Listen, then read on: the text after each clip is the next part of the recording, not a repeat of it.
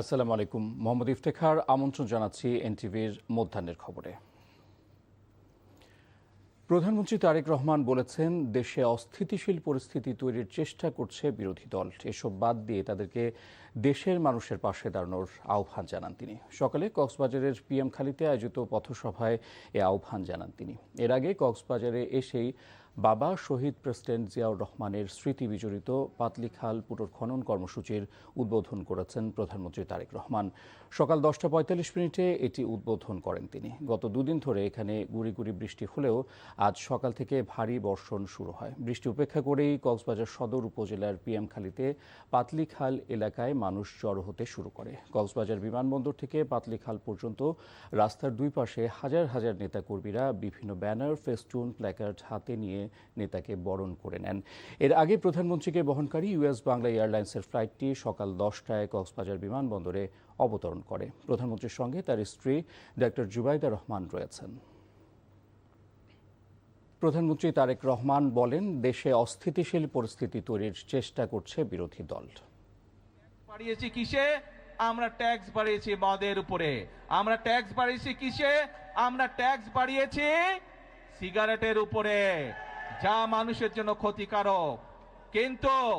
কিন্তু আমরা সামাজিক মাধ্যম সহ বিভিন্ন নিউজের মধ্যে দেখলাম একটি খবর। সেই খবর? বিরোধী দল দেখলাম বলছে যে এই বাজেট তারা মানে না, গণবিরোধী বাজেট মানে না। প্রিয় ভাই বোনেরা, আপনাদের কাছে আমার প্রশ্ন, দাঁড়াও। প্রিয় ভাই বোনেরা, আপনাদের কাছে আমি প্রশ্ন রেখে যেতে চাই, যেই বাজেটে ট্যাক্স কমানো হয় সেই বাজেটও বিরোধী দল মানে না। প্রধানমন্ত্রী তারেক রহমানের ভিশন বাস্তবায়নে যুবকদের ভূমিকা সবচেয়ে বেশি বলে মন্তব্য করেছেন বিএনপি মহাসচিব ও স্থানীয় সরকার মন্ত্রী মির্জা ফখরুল ইসলাম আলমগীর। প্রধানমন্ত্রী জনাব তারেক রহমানের যে নতুন বাংলাদেশ, সবার আগে বাংলাদেশ গড়ে তুলবার যে লক্ষ্য, যে ভিশন, সেটাকে বাস্তবায়িত করার লক্ষ্যে যুবদল একটা অত্যন্ত ইতিবাচক ভূমিকা পালন করতে পারবে বলে আমি বিশ্বাস করি। বর্তমান বাংলাদেশ সরকারের একটা নীতি হচ্ছে যুবককে তারা সামনে আনতে চান, তরুণদেরকে সামনে আনতে চান, এবং তারুণ্যের হাতেই বাংলাদেশের উন্নয়ন নির্ভর করছে।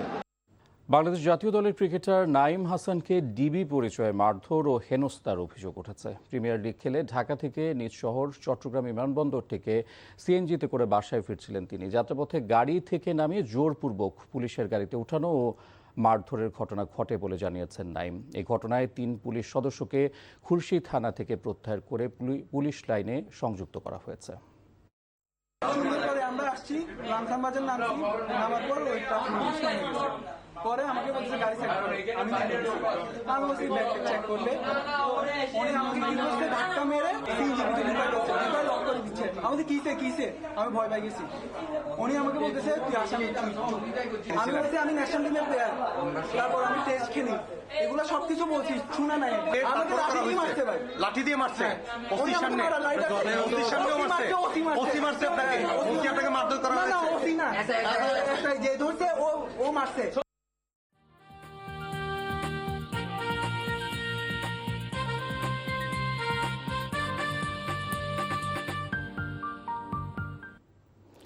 বাজেটে ব্যাংকিং খাত শক্তিশালী করতে ও অর্থনৈতিক সুশাসন প্রতিষ্ঠায় সরকারের ঘোষণা বাস্তবায়নযোগ্য নয় বলে মনে করেন অর্থনীতিবিদরা। করের আওতা বাড়ানোর মতো পরিবেশ এখনও তৈরি হয়নি জানিয়ে তারা বলেন, বাজেটে বিশাল ঘাটতি পোষাতে রাজস্ব আহরণের উপর নির্ভরতা সুখকর নয়। তবে কর অব্যাহতি এবং কিছু খাতে ভর্তুকির বিষয়কে ইতিবাচক মনে করেন তারা। নিয়ামুল আজিজ সাদেকের রিপোর্ট। 9,38,000 কোটি টাকার বিশাল বাজেটের আয়ের বেশিরভাগই দেখানো হয়েছে রাজস্ব আহরণ থেকে। রাজস্ব লক্ষ্যমাত্রা 6,95,000 কোটি টাকা, যা গত অর্থ বছরের তুলনায় 21% বেশি হবে, যা গত অর্থ বছরের তুলনায় 21% বেশি। অর্থনীতিবিদরা মনে করেন, মুদ্রাস্ফীতির লাগাম টানা ও অর্থনৈতিক স্থবিরতার কারণে এটি আদায় অনেক বড় চ্যালেঞ্জ। অর্থনীতিবিদ ডক্টর এম আবু ইউসুফ ও অর্থনীতি বিশ্লেষক মাজেদুল হক বলেন, জাতীয় রাজস্ব বোর্ডের কর ভ্যাট আদায়, দক্ষ জনবল নিয়োগ, অটোমেশনে যাওয়া সহ অনেক কাঠামোগত পরিবর্তন ছাড়া এমন লক্ষ্যমাত্রা অর্জন অবাস্তব। রেভিনিউ মোবিলাইজেশনের জন্য যে রিফর্মটা দরকার, সেই রিফর্মটা এখন ট্যাক্স পলিসি এবং ট্যাক্স অ্যাডমিনিস্ট্রেশন এই যে দুটো ভাগ নিয়ে অনেক দিন থেকে কথা হচ্ছে, কিন্তু সেটি তো এখন পর্যন্ত হয়নি। এন্ড টু এন্ড অটোমেশনের কথা তো বলা হয়েছে, কিন্তু এটি করার জন্য যে পরিমাণ বিনিয়োগ দরকার, সেই বিনিয়োগটা করলে তাহলে ভবিষ্যতে কিন্তু আমরা এই যে ট্যাক্স জিডিপি রেশিও যেটা 10%, এই 10% করার জন্য কিন্তু ব্যাপক সংস্কারের দরকার। 6,05,000 কোটি টাকা এনবিআর আপনাকে আদায় করে দিবে, এটা কিন্তু একটা অসম্ভব একটা বিষয় আমাদের কাছে মনে হচ্ছে বর্তমান অর্থনৈতিক বাস্তবতায়। এই যে বাজেট ঘাটতি পূরণ করার জন্য আপনি যে ঋণ নেবেন, সেই ঋণটা কোথা থেকে নেবেন? এটা কি বৈদেশিক উৎস থেকে নেবেন না অভ্যন্তরীণ উৎস থেকে নেবেন? অভ্যন্তরীণ উৎস থেকে নিলে আপনার অর্থনীতি আবার গতিহীন হয়ে যাবে। তাদের মতে সরকার 40,000 কোটি টাকা প্রণোদনা দিয়ে ব্যাংকগুলোকে বাঁচিয়ে রাখার চেষ্টা করছে, কিন্তু ব্যাংকিং খাতে সুশাসন ও পাচার হওয়া টাকা ফিরিয়ে আনতে কোনো সংস্কার করেনি। নির্বাচনী ইশতেহারও ছিল একটা সংস্কার কমিশন করা হবে ব্যাংকিং খাত নিয়ে, কিন্তু তার কিন্তু কোনো ডিক্লারেশন আমরা আসলে ওইভাবে বাজেটে দেখিনি। জবাবদিহিমূলক যোগ্যতা ভিত্তিক প্রশাসনিক কাঠামো, কিন্তু সরকারের সেই জন্য যে পলিটিক্যাল কমিটমেন্টটা এবং সেই কমিটমেন্ট অনুযায়ী তার বাস্তবায়ন, সেই বাস্তবায়নের উপরই ডিপেন্ড করবে এর বেনিফিটটা। অর্ধেকের মতন ব্যাংক আপনার ক্যাপিটাল শর্টফলে রয়েছে। আপনি যদি অসুস্থ ব্যাংকিং খাত রেখে যদি অর্থনীতিকে সামনের দিকে এগিয়ে নিতে চান, এটা ভুল ধারণা হবে। তারা বলেন বাজেটে চিকিৎসা সরঞ্জামের কর কমানো, শিক্ষা ও স্বাস্থ্য খাতে বরাদ্দ বাড়ানো সহ বেশ কিছু ইতিবাচক দিক রয়েছে। Niamul Aziz Sadiq, NTV news, Dhaka. পররাষ্ট্রমন্ত্রী ডক্টর খলিলুর রহমান বলেছেন, বাংলাদেশকে ব্যবসা ও পর্যটন বান্ধব দেশে পরিণত করতে চায় সরকার। Challenges also bring opportunities. It is two sides of the same coin. Political transitions can bring questions, but they also bring the clarity of purpose needed for genuine transformation.